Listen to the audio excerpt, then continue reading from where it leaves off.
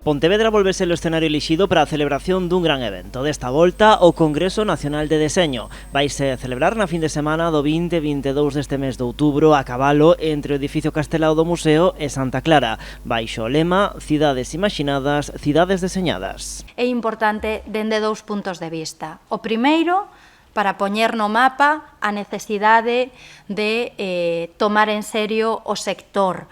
Isto non é, o deseño non é algo que pode facer calquera, necesita formación, necesita dedicación, e dende as administracións públicas debemos apoialo e acompañalo.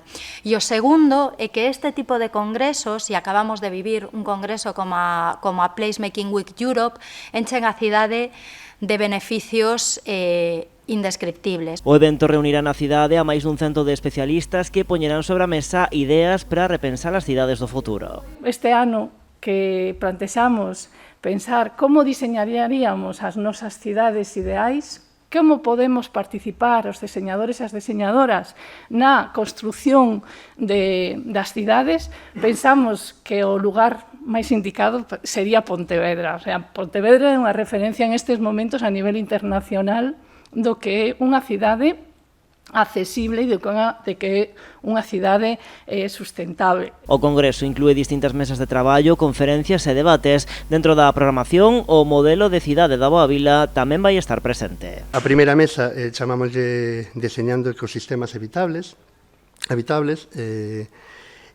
do que se vai a tentar falar aí é de conocer como son as cidades, ou como deberán de ser as cidades sostibles e amigables, partindo da experiencia coñecida de Pontevedra.